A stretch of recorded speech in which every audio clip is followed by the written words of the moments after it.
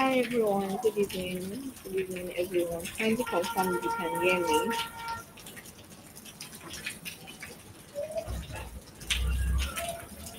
So while we are doing that, if you know anyone that is meant to be here, go and call them.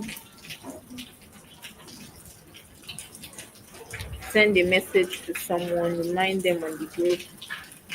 If you know someone that is meant to be here, remind them. So let's give the next 2 minutes.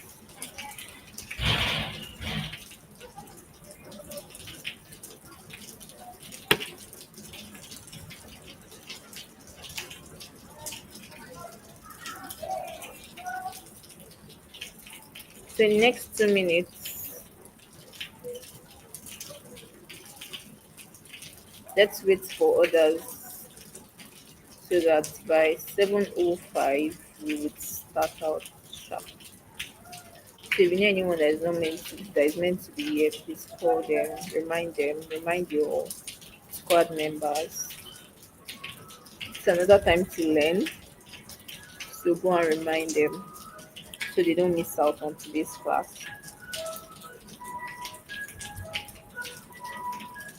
So we'll give 5 minutes, we have 3 minutes more. So in case if there's someone that maybe went to work and is still on the road, still trying to connect.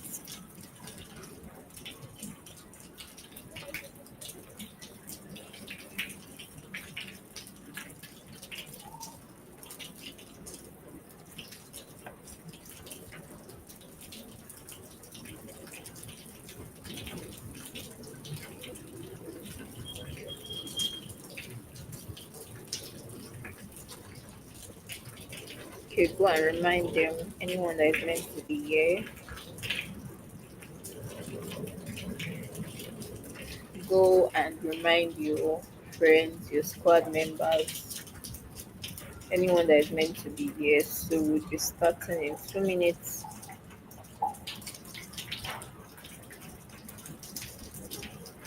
2 minutes to go.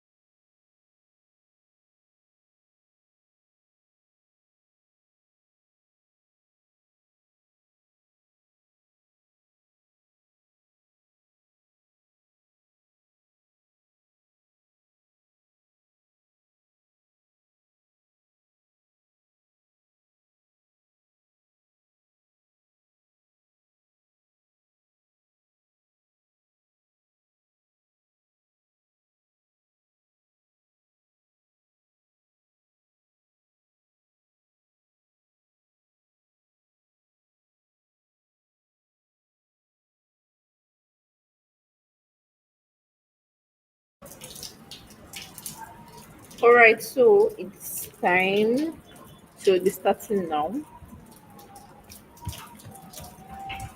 All right, so today's class would be about measuring content performance.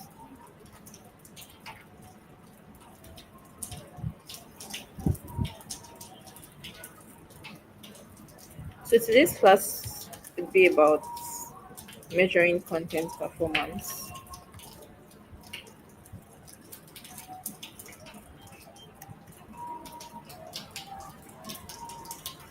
All right, so we'll be talking about why do you need to measure content performance?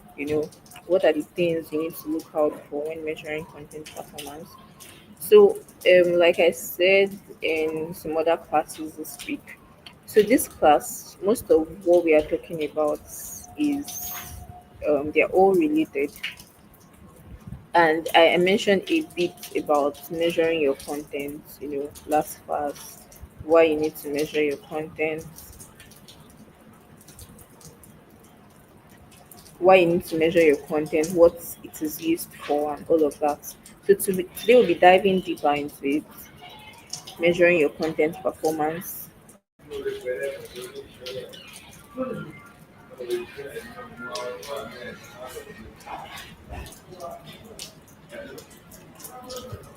All right. So first off,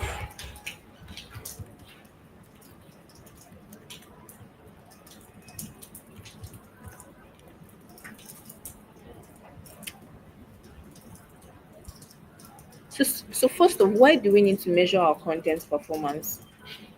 To know what content is working and what content is not working.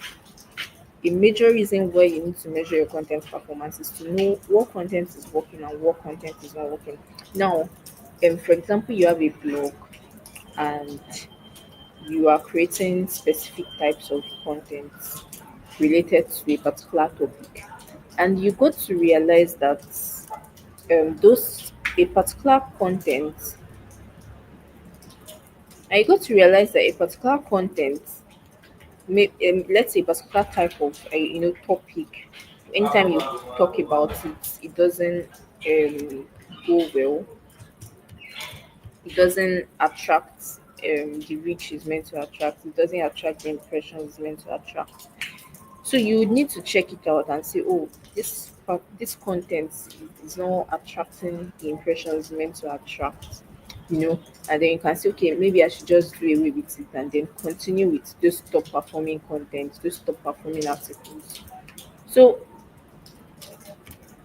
another reason why you need to measure your content performance as a content writer, as a copywriter, it helps you know future content. Like, let's say this month, these were the kinds of content you put out, and then at the end of the month you did your research, you checked out your content, your reach and everything, and you got to realize that topics like this seem to perform better than these other topics,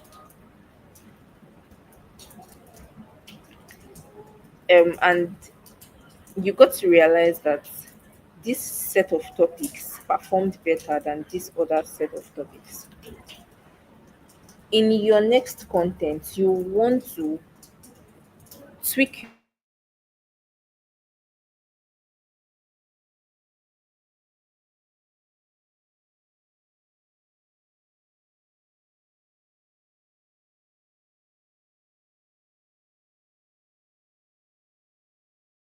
your form better than the last. May not just be about the impressions.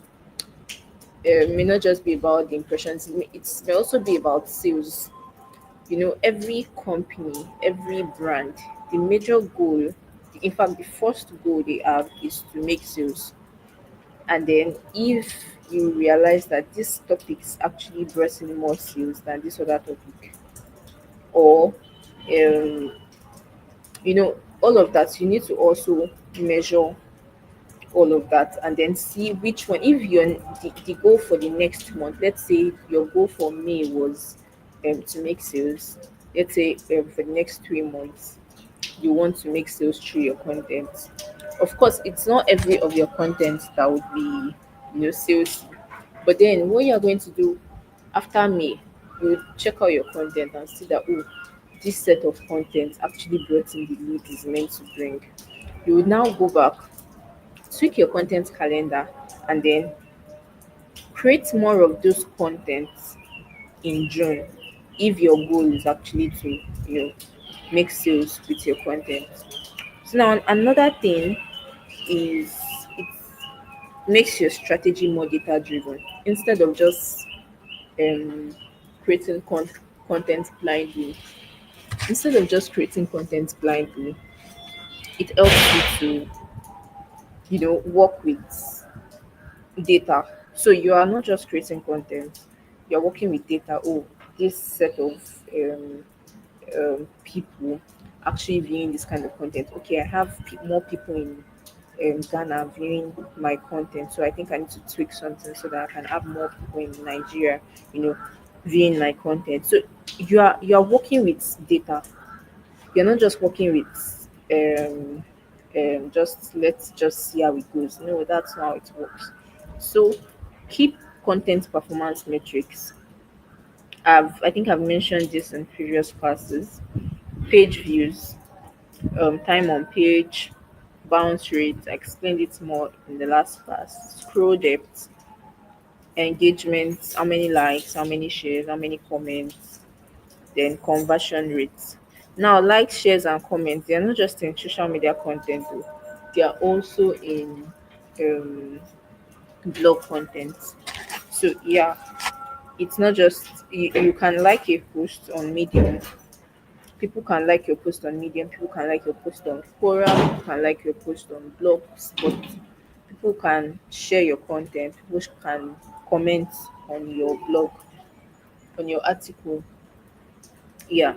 So conversion rates, it's these are key performance metrics that you are meant to look out for when you are running your performance, measuring your performance at the end of the month. So this is what you are going to report to your boss,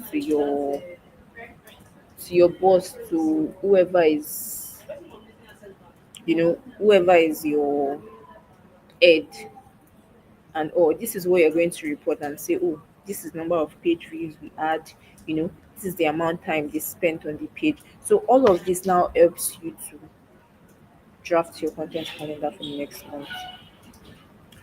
All right.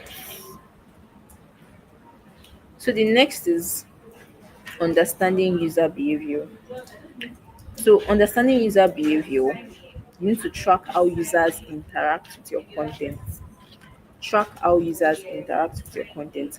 Then another thing, these are questions you need to ask when you want to do this. Are they reading at all? Are they clicking on the links? So all of these previous key performance metrics is what's going to help you in the next, which is answering these questions. So now, are they taking action that sales? Are you making sales? Are they clicking on the links you want them to click on? Probably if it's from ads, if it's from just even your blog content. There are some people that actually run Google ads, so that when you search for something on Google, if you search for something on Google sometimes, I don't know if you have seen like sponsored. You see some um blog, some websites that still write sponsored.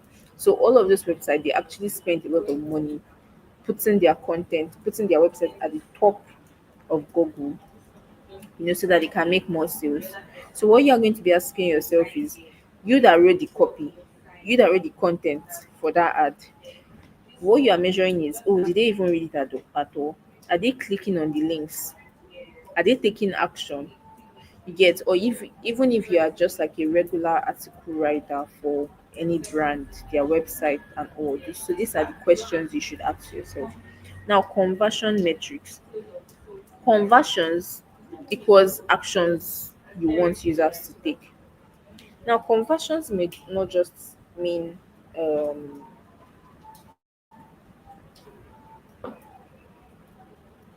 conversions may not just mean just, and like maybe the your websites make sales and all. It may not just mean that. It may also mean maybe they signed up for your webinar. It may also mean several things that you want your website to do. Some it can be sign up for webinar, some it can be register for a course, some it can be register for an event. So it depends on your goal, it depends on the goal the business goal, the brand's goal, and all. So what you are checking is if you are being employed to write a copy, a content, or just manage the website for a brand, and definitely you'll be creating articles and all of that. And oh, this brand, they want to make sales.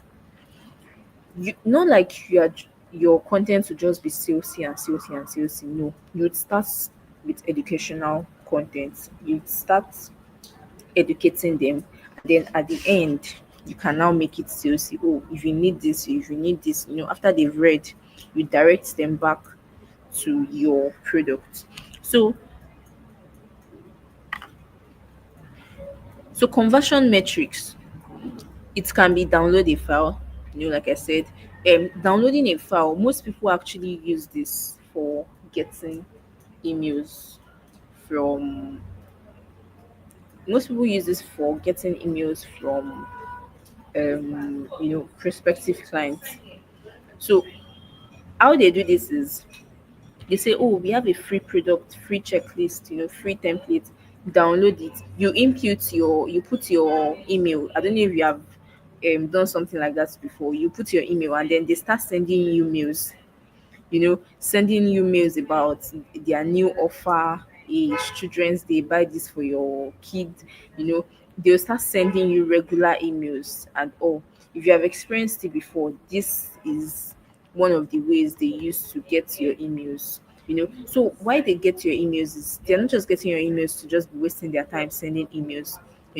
They are getting your emails to nurture, get keep you, like, help you always remember their brand. When you see, open your mails, for those of you that are professionals, for those of you that are freelancers, that you need to check your mails, especially adults now. You need to check your mails every day because important information can be there. If you are working in a particular place, your boss can send a mail, they can send a general mail and all of that. So when you open your mail and you keep seeing this brand, though some people would unsubscribe. Personally, I don't like unsubscribing just like that because I feel like maybe someday I might need the brand or something. So most times like that, I don't like unsubscribing because I feel like maybe I might need the brand one day and all of that. But for some people, they just unsubscribe. For those that don't just unsubscribe immediately, it helps them always remember that brand. I can remember there's this brand, is it UBA or Stambic IBTC? I think it's Stambic IBTC. They send me like almost every day, you know. Disclaimer please. So I'm just using that as an example. So they send meals like almost every day, and it actually makes me remember them when I see the news pop up on my phone screen. It keeps me, keeps their brand in my mind. So that's actually a major reason for email marketing and all. Another example is Jumia. This all of these are just for examples. Another example is Jumia. Jumia also sends, oh, there's this bonus, there's this tech week bonus they are doing, there's Black Friday, there is a exclusive deals, all of that. They send all of those emails. It's to help you remember that maybe I want to buy something, maybe I want to buy maybe one stuff. It's a Jumia just sent me a mail. Maybe let me even check Jumia safe.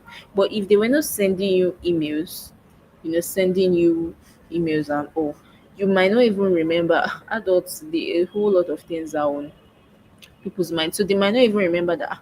They'll just say, let me just go to, garage, one place like that, and just buy it and all of that. So that's the reason. And this is one of the ways they collect your emails. So they might tell you to fill a form.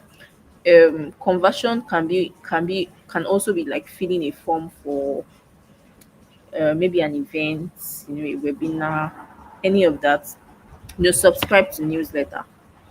That's like email and all. Then make a purchase. So set up goals in Google Analytics to track all of this. So I showed you like a basic video of how to set up your Google Analytics and all of that. So you set the goals that okay, well, my goal is to get sales, make more sales, and then my content needs to fulfill that. So on Google Analytics, when you connect your Google Analytics to your website, you'll be able to see that oh, this page actually made sales. This a lot of people actually clicked on a link on this page. So you'd see all of that there. So these are conversion examples of conversion metrics that you can use. Then another one is engagement metrics. You would also see SEO performance. Now, engagement metrics, high engagement means your content is valuable, just like social media. So this is not just for blogs. You can also relate it to social media. Now, high engagement means that oh, a lot of people are really, really, loved your content and they decided to like it. They decided to comment on it. You know, so metrics to watch when you are measuring engagement. Check out check out comments, check out shares, how many the people that commented on your blog, on your page, on your social media content, check them out. Shares, if the number of comments on a particular post is higher than the number of comments on this post, then you might think of probably people liked this post more than this. So, um, another way to know if people really benefited from a content, because likes and comments might not do the judgment so well. A very good way to know if your content was really valuable and if people really love your content is shares. Now, if a content really spoke to me and if a content really you know helped me, I would want to share to people. I would want to, share on my Instagram story. I would want to share from my blog to my WhatsApp status and, put the link and say, oh, people should. I remember I was reading, I read a particular article, like a blog. It's a Christian blog. So I read it and it was really, really, powerful and all of that. And then I shared it to my WhatsApp status, shared the link so that people can see it. So yeah, that's another way. That's another way that you can get to know that oh, people really benefited from this content. Now, another thing you need to know is likes and reactions. Yes, that's also a very good sign. But I believe shares is actually more authentic than likes and reactions. Yeah, so repeat visits. So this is where the part of unique visitors comes in. The last class I talked about unique viewers, unique visitors. Those that they came, they visited often. Do you get? So that's where it comes in. If they kept coming back to that page, if they kept coming back to your blog. So another thing you need to measure is SEO performance. Now, when it comes to SEO performance, you need Google Search Console. Google Search Console is also like it's kind of like similar to Google Analytics, but I've loved to show you. But for Google Search Console, you have to it's more like you have to submit the site map before you can see anything, how to do it. I don't know if I don't think I would be able to share, or let me I would see if I can. Okay, so but then Google Search Console is where you would see the performance of your website also. You would see total impressions, you would see total clicks, you would see the number of days, you would see a whole lot in Google Search Console. So Google Search Console is another platform where If you don't submit your site to Google Search Console, Google is not crawling your site yet. So this is another work of a developer and SEO specialist. Yeah. So personally, I can do it myself because I'm also an SEO specialist. Yeah. So, but then as a content writer, a copywriter, coming up SEO writer, you might just tell your web developer to just connect to the site Google Search Console. Most brands, most companies, except a company that's just starting, that's just starting from scratch. Most brands and companies, they've already connected their site to Google Search Console, so they will just add you as a manager, as a contributor on Google Search Console.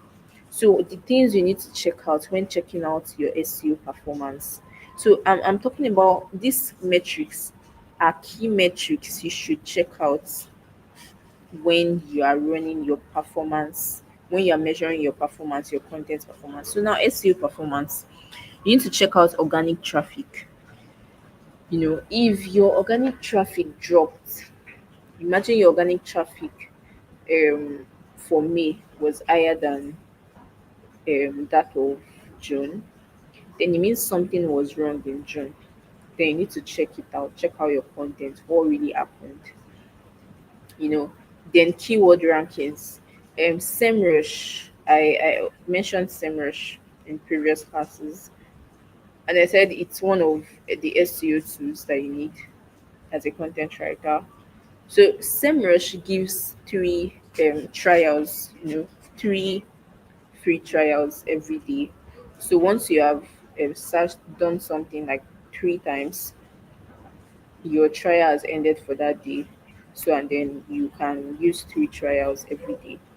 So when you put in your domain name, that's your website name.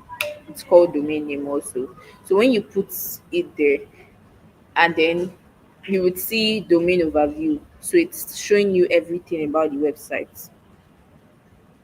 So I can do like a live um, video of what we did, just like what we did the last class. Yeah, I can do a live video of that for you. So we would check. I will just pick any website. So I'll just pick any website and then we'll do it at the end of the class. So keyword rankings. So you would see down there, you would see um your keywords that are already ranking. You would see there. Then you would see click through rates. Also, Google Search Console will show you this. Then backlinks, you would see how many backlinks you have. SEMrush should show you this. Then impressions in Google Search Console. Impressions is how many people, the number of times people checked your post, how many people viewed your post, checked your post. All right, so the next is email performance metrics. So this is for email content.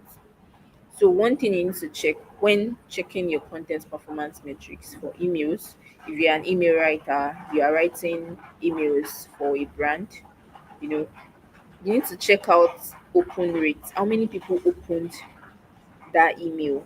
Of course, a brand would send, so many emails in a month.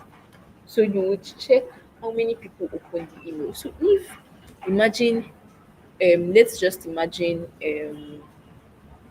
100 people, let's say 200 people opened a particular email, and I'm very sure maybe that would be because of the subject line, and then we just add 10 people that opened another email, and comparison, we're comparing, oh, 200 people opened this email and then 10 people opened this email, then we would know that is what really happened. Maybe it's the subject mail, subject line, you know, because subject line is a major thing that determines if someone opens an email.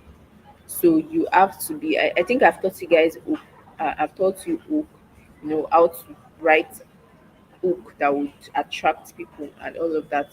So would then measure. Maybe it's the headline. Maybe it's the subject line and all. So click through rate. How many people clicked the email and all. Then bounce rate too. I explained that one in the last class. Then how many people unsubscribed. Now, if after imagine you sent a particular email on Monday, and after you sent, and after that email went out in the evening, let's say the email went out 8 a.m. in the morning, and then you realize that that day a lot of people were just unsubscribing from your email, then you know that there's a problem. What really happened with that mail? What was there that a lot of people did not like and they just immediately unsubscribed? Then we would know that we should not be putting out that kind of content again. If after we put out that content we had more unsubscribe rates than before, then we would not be putting out that content again. So these are the things you should check. So imagine you are not checking your unsubscribe rates and you still went to go and put a similar content like that the next day. You will just a lot of people will just unsubscribe again, you know. So you need to check out these things. So tools to measure performance. I told you Google Analytics. I should run you through Google Search Console today. Hotjar too. SEMrush, I would also do a live video for you. I'll do a live video for you for SEMrush. Then social media insights. For social media, check out your Twitter, you would see analytics section. Check out Facebook, you see analytics in your professional dashboard. Check out if it's LinkedIn, you would see analytics also. TikTok, you'd see it there. IG, you'd see it there. So these are tools. So these tools, Google Analytics, Google Search Console, they are majorly for Google, they're majorly for search engine optimization, SEO, they're majorly for blogs, yes. Then um MailChimp, I mentioned MailChimp before. MailChimp is specifically for emails. You would see all your insights there. Then you have social media insight. Then SEMrush is also for SEO. Yeah. RFs. So I'm not mentioning RFs so much because I actually use SEMrush. So for RFs, I don't think there's a free trial. So I'm mentioning SEMrush more because it's easy to see everything. It's easier. And then SEMrush, SEMrush has, like I said earlier, SEMrush has 3 free trials, and SEMrush has 3 free trials, and um, maybe after you use it for that day, you can use it 3 times again the next day. So these are tools that you can use. So how to use the data. Now find the best performing content and replicate it. When I mean replicate it, I don't mean copy it. I mean, you know, repurpose it. Create content similar to that, but don't copy. You definitely you should not be having the same content. So identify low performance and improve or delete. This is how you use data. Use insights to shape your next content pieces.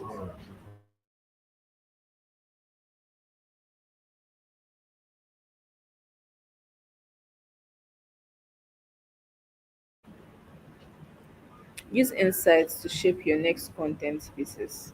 Yes, yeah. All right. So, like I always give you practical, something you can practice on your own. So, choose measure when you want to measure a blog post, choose one of your blog posts, use Google Analytics to check the views, time on page, things you could do to improve it. So this is more of for people that, except if you have a personal blog, you can do it. If you are working for a brand, you can do it. Yeah, then if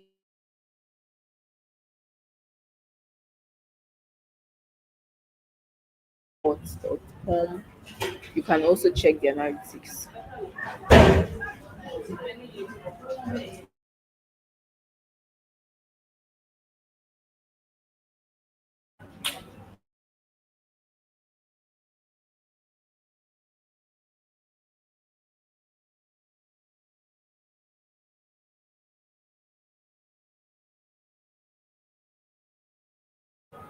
All right, so ROI in content marketing. So content marketing is a very, very crucial aspect of every company. ROI means return on investment. So a company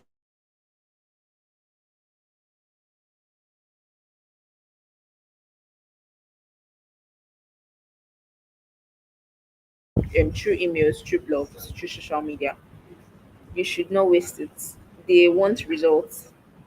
Yes. So they should see that oh they're paying you an amount of money and you know they're paying you an amount of money and um they're seeing a bit results but then they would see more results when they use ads but then they should see that oh they're seeing results, they're having more impressions, more people are getting to know them through content and all of that. So it shows if your content is worth the time, money and effort you put in. So why measure your return on investment? It proves the value of your content strategy. It helps justify your content budget. Imagine a brand, um, a brand puts out like let's say let's say 200,000 every month just for content marketing, or let's say the brand is a big brand. Let's say 500,000 for content. Let's say content for their social media, and they put out content like that every month.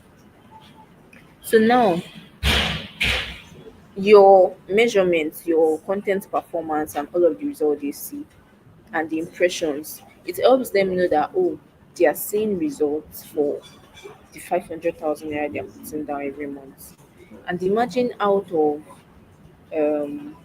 1,000 people that saw your content in a particular day, we just have like, let's say, three, let's even say just five people that made a move to purchase your content, to purchase your product, the brand's product. It's still it's a huge stuff. Let's say the brand, one of their products is like um 300,000. They sell a particular product which is like 300,000, and then in a day 1,000 people get to see their content, whether on blogs um, or social media. And then out of that 1,000, 2,000 people that saw their content, five people decided to say, let me buy this product. It's a huge return on investment. So in everything you are doing as a content marketer, as a copywriter, think about the to have return on investment. Don't just come and just say I'm just writing. When you are not valuable in a company, when you are not um, when your work is not bringing in results, when your work is not bringing in the visibility that they want, or the result, let's just say the result, a little result, they can easily lay you off. It's easy to for them to just say we are cutting short our budget, let's just lay her off or something.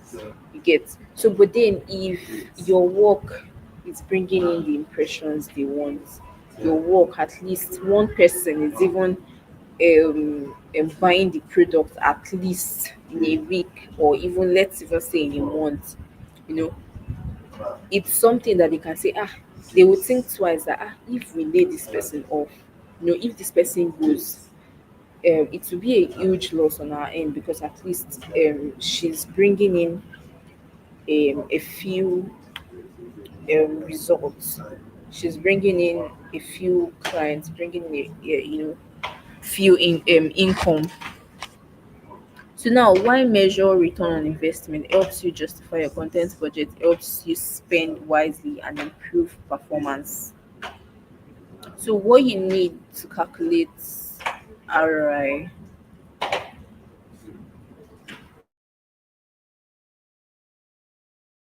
what you need to calculate ROI, cost of content, writers. Now, there are brands. Most Nigerian brands don't subscribe for SEMrush, Grammarly, and all of that. But I once worked with a brand, not in Nigeria, um, a Dutch brand that they subscribed for ChatGPT 4.0. They subscribed for Grammarly, they subscribed for SEMrush, and all of those things cost money. So imagine you're working with a brand like that, and after all of that, so when you're calculating your return on investment, look at all of the things that has been spent, design, amount, writers, and all of that, revenue. Now, how much sales did you get? How much sign-ups? You know, and all of that. So you need to check all of that out. So next is ways content brings value. You're a content writer. Today, there's a particular time that content writers were kind of degraded. Like people often just degrade them. Like, is it not just to write, right? No, it's not like that.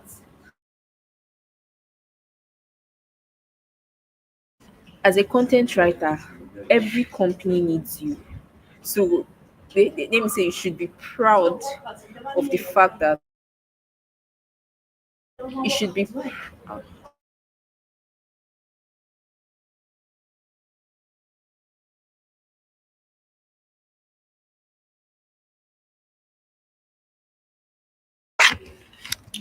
so as a content writer, you should be proud of the fact that you are a content writer, you're a copywriter, because every brand needs you today. We are in a digital world that brands cannot do without having a content writer. Yes. So they need you, and your content brings value to their company. Now, ways your content brings value is direct sales from blogs, email clicks, then lead generation, people sign up or fill forms, then brand awareness, more visits, mentions, shares, impressions, how many people visited um, your blog, then better SEO, more traffic over time. Now, let me just say this as like a personal statement. SEO is not a short term stuff. SEO, search engine optimization, is not something that you would start in January and you expect that by February, you you would start getting all of that impressions, you know, that you'd start getting,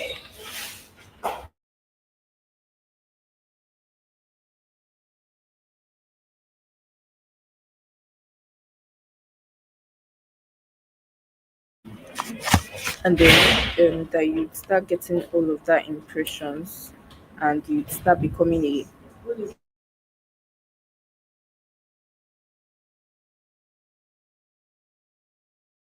and then you'd start seeing all of those results immediately. So it's a long term process. So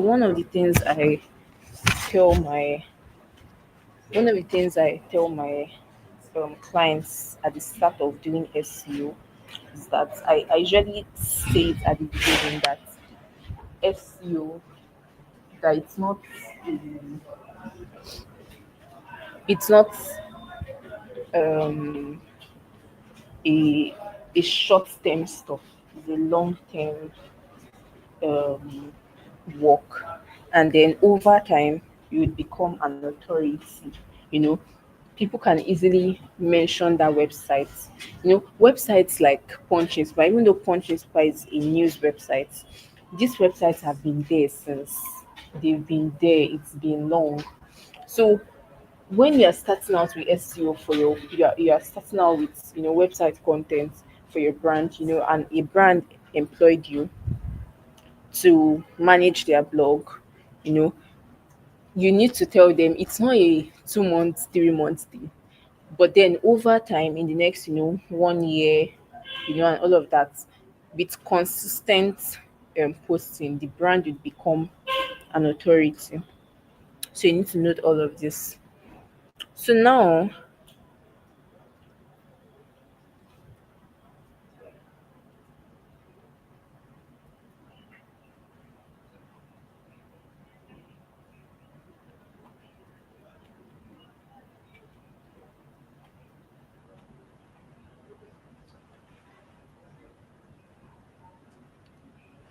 next is assigning monetary values to results. Now the average sale value or customer life value. Example, if 100 visitors, I gave an example of this earlier. If 100 visitors equals 5 sales at 10,000 naira each, and then that's like 50,000 revenue.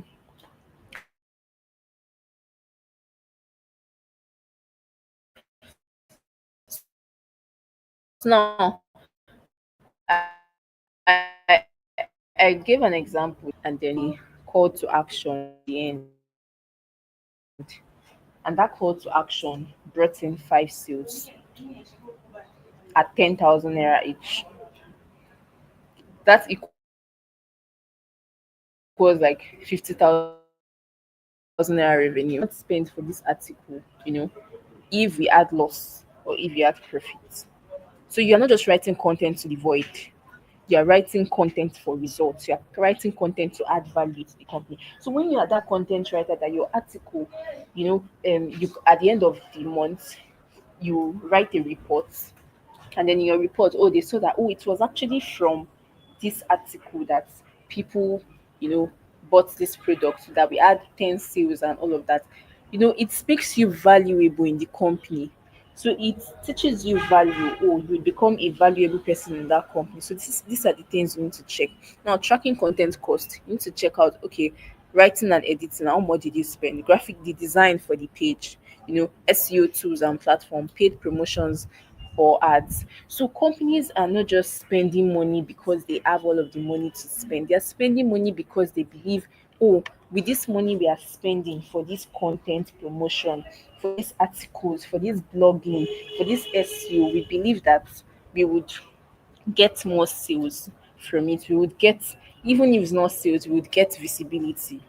Do you get? So these are the things we need to check out. Now, tools to help track your return on investment, Google Analytics, HubSpot, CRM software, UTM parameters and links. Then content that often has high ROI. So evergreen blog posts, then how to guides, like how to do something. Those kind of content actually gets more impressions than any other kind of content.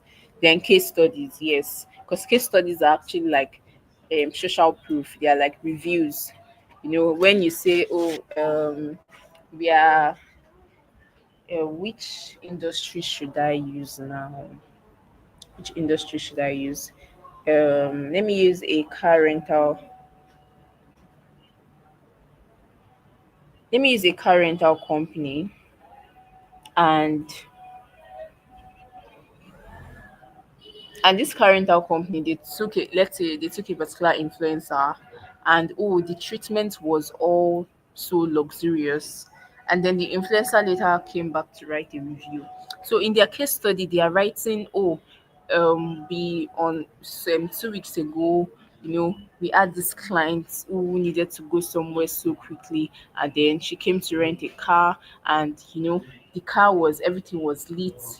She gave a review. So you are writing a case study to show the results that you got. So case study is basically what happened, a problem that somebody had, and then how you solved it and the result that the person now got. So that's it. Then email sequences with call to actions. So this content actually gets more impressions. They yield more results than usual content. All right, so challenges in measuring return on investment. Content impact can be long term. Not all content leads to direct sales. Take note. Some content may not even get, many content might not get sales. And then some content might not, can just be for visibility. So not all content would get leads. Multi-touch journeys makes it hard to trace final conversion. Now, multi-touch journeys are like um when your sales is more like, okay, it's direct. Your content is not direct. It's just educational, and then that's all. So all of this actually like, and also your blog structure. If your blog structure is just, it's not leading directly to sale, it might not lead to conversion. So you need to take note of all of this when creating content. So in summary, return on investment is more like you just checking out your content. You just bringing the budget that they gave, the budget that this company has actually invested in content, bringing it, and then measuring if you got more revenue with the budget they gave you. So this is why you need return on investment. Now, you may not necessarily do all of the measurements, but then I am telling you that you should do it, to stay valuable in whatever company you are being employed in. Because at the end of the month, if you are giving reports like this to them and saying, oh, we measured the content performance and we got to realize that we made 10, 20 sales, from this particular content, it makes them say, oh, wow, wow, we need to retain this person. So these are the things you need to take note of as a content writer. So I guess that will be the end of the class today. Yeah, that will be the end of the class today.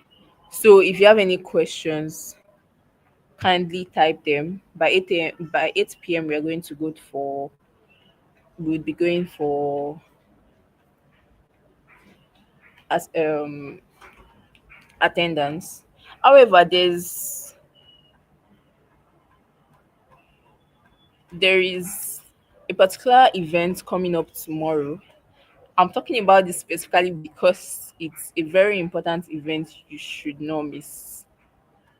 It's an event you should not miss. So while you are typing your questions, I'll be talking about the event.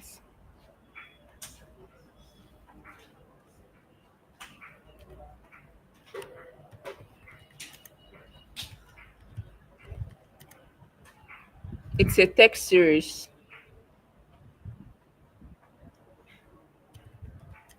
I'm trying to upload the image so you can see it.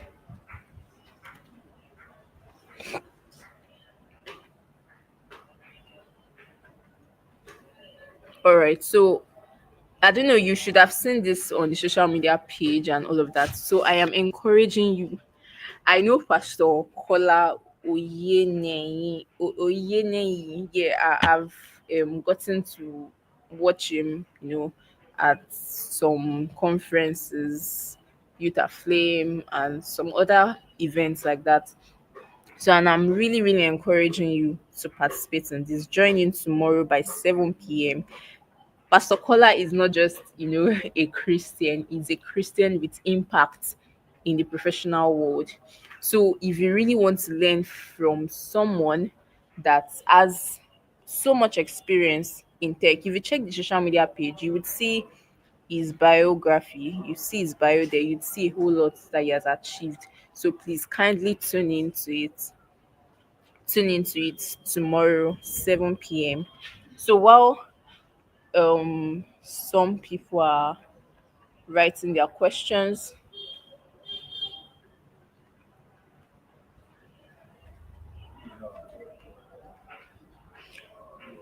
people without blog and not working for any brand, how can they practice with blog? So for this, you can just quickly create an account with wordpress.com. Go to wordpress.com, create an account. So with wordpress.com, you'll be able to see the analytics. But then um personally I didn't have any blog to practice with. I didn't have any blog to practice with. But then the first job I got, I used it as like an internship for myself. So no company will just give you their login for their website. But then you can practice with Medium, you can practice with um WordPress.com. Create a free account, they create an account with WordPress.com and start putting out um blogs. So, but then till when you get your first content, right? Let's say your first blog writing role, your first job as an SEO writer, practice with that. Um, I guess with free WordPress websites, you can be able to measure stuff on Google Search Console. Yes, you can be able to measure with Google Search Console. So when you finish this class, please go over this class again. I know some people are saying I'm confused, but then I was also confused when I was learning SEO writing, content writing and all of that earlier when I was learning it back then. So please go over it and then practice. I wrote down, practice stuff. You don't need to submit it. It's to guide you to practice them. So please practice it. Once I explain it, it's a tool, search RFs. It's an SEO tool that you can use to measure your content. You can use to check out your it's an SEO tool that you can use to check out your SEO content performance, not just content. What is backlink? I explained backlinks in previous classes, but then I'll explain it again. Backlinks is the number of links linking back to your site. Now, I explained when I was explaining, I said, let's imagine you have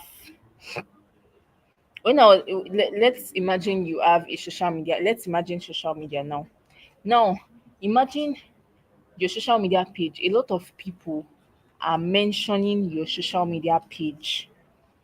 They are mentioning your social media page. And when you go to maybe some top blogs, some top social media pages, you would find a link, find a link, a mention that you can click and go to your page.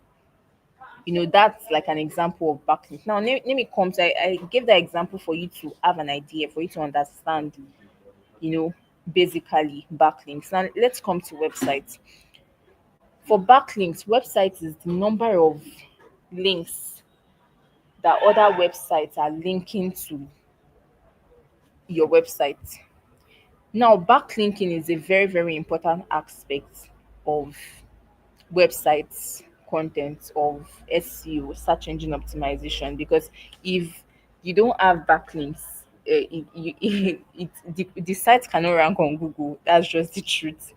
So backlinking, you can get it through, I even explained before that you can get it through guest posting. Reach out to websites and then um send a mail to them in order to write posts on their website, and then get a link from to that post back to your site. So it's more like when people get to a particular site, they read the content and then they see a link to your website, and then your website will also links them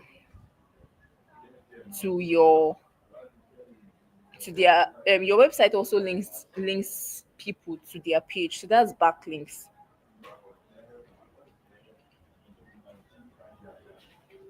All right, so it's time for attendance. So we'll be back by 8:10. So after the attendance, I would explain your questions. So keep typing your questions. Thank you.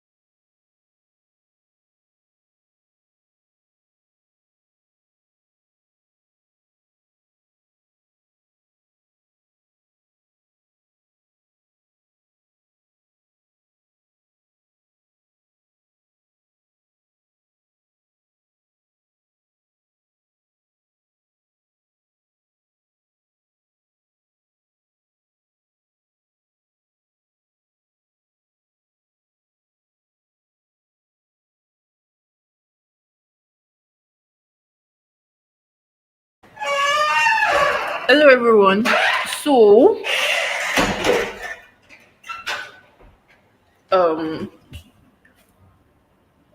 I'll start replying all your questions now.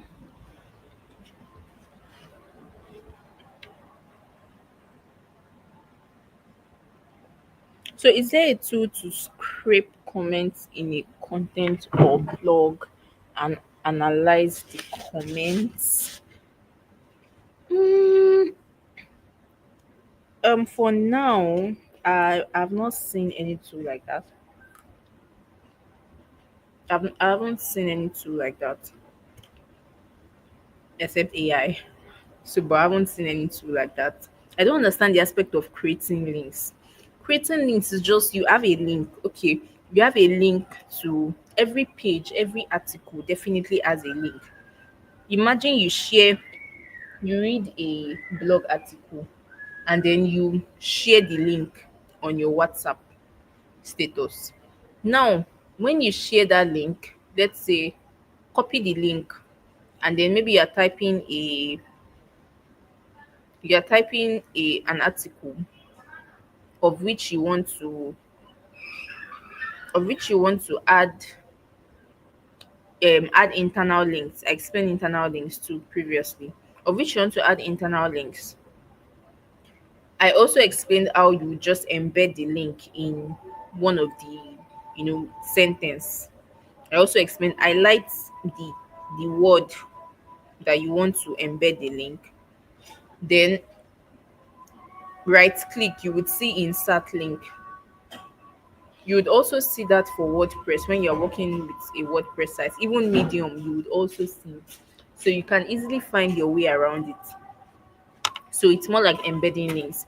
Now, backlinks, it's basically it's something that you can just share the link to a particular blog post or article to another site that you want them to mention that article.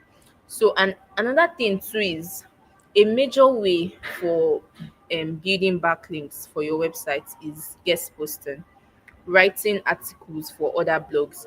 So what you do basically for this is reach out to the blogs that you want to um, contribute to their page, to their website.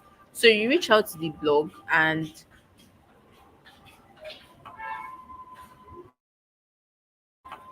reach out to the blog and mention a particular problem that you saw on their website, mention a particular content that you'd like to contribute to their website. So write about the content, and then when you write about it, you will definitely embed a link to your website. So that's how to build backlinks. Now, when some websites can also reach out to you, you can also reach out to some websites to also have links on your website. So it's basically a particular website mentioning your website and your website also mentioning another website. So when a particular tool, when you search for RFs, that I mentioned, you would see you can search for RFs backlink checker. It's a free tool. So when you search for RFs backlink checker, click put in the URL of any website. You would see all the links, all the websites that are connected to that website. You would see everything there. So backlinks is basically having links to your website and having your website also mentioning other websites. All right. So any other question? You try to create an account with WordPress. There's a free account. The free account for WordPress usually has .wordpress.com. For example, if I want to use my name to create a WordPress account, like, and I don't have the money to subscribe to their plan, the domain name is going to be let's say the name I want it to be is joannajayola.com. The name would now be joannajayola.wordpress.com. So that's the difference.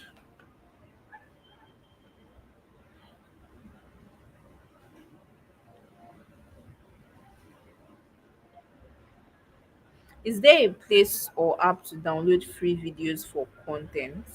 Definitely YouTube. Save savefrom.net, savefrom.net or y2mate.com. These are websites that you can copy YouTube URL and download YouTube videos from there. If the goal of a content or copy is sales, but during performance check, it was discovered that it was more of likes and shares, does that mean that it has failed? Yes, it means it has failed because the goal of the content was sales. And now you're not having likes and you're not having shares. Did you meet the goal of that content? No. Then that campaign has actually failed. You would not imagine at the beginning of the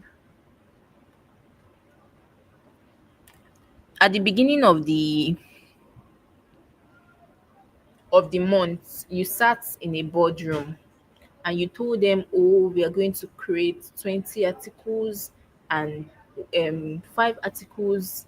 These specific articles would be directed at sales, you know. And then at the end of the month, you're not coming back to tell them, oh, we are sorry, this these 5 articles, we did not have any sales from there. How do you expect the board members to look at you? They look at you, let's say you told them, oh, we had, so many shares, we had so many likes, but we didn't have any sales like the goal of the campaign was meant to be. How do you expect the board members to look at you? Will they look at you as, oh, wow, you did well, we met the goal for this month? No, it won't give you a good face, good name. It won't, even though they may say, oh, okay, we had likes, we had shares, but deep down they wanted the sales, they had already planned for it. So yes, that means that's failed. And then you need to check it to know why it's failed. Why is it that people just shared it? That means it was maybe more of educational than sales. Maybe at the end there was no call to action to direct them to sales. Maybe it was just educational and it did not drive sales. So those are the things you would now check back at the end. The next is,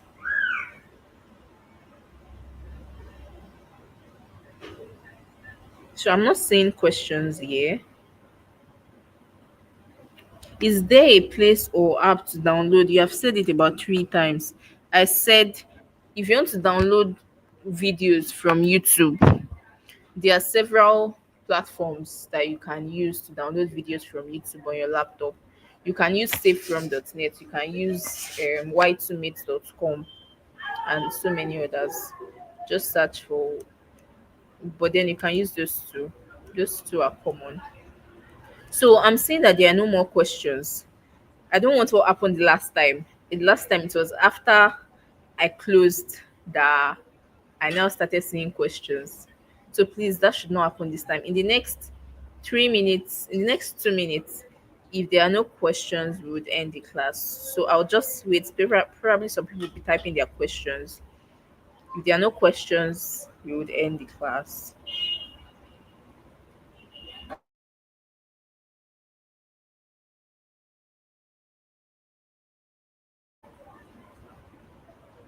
Okay, what is RF? I didn't say RF. It's let me show you in the slide. It's RFs. AHREF.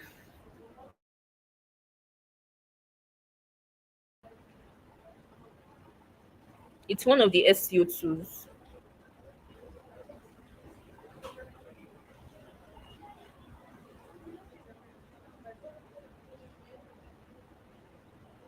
So this is the spelling.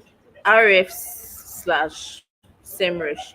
There are SEO tools that you can use. Please, what's your social media handles?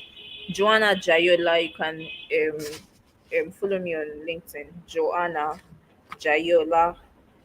Yeah, you can follow me on LinkedIn. I'm active majorly on LinkedIn. So any more questions? And by 8:24 we close. If there are no more questions by 8:24, we close.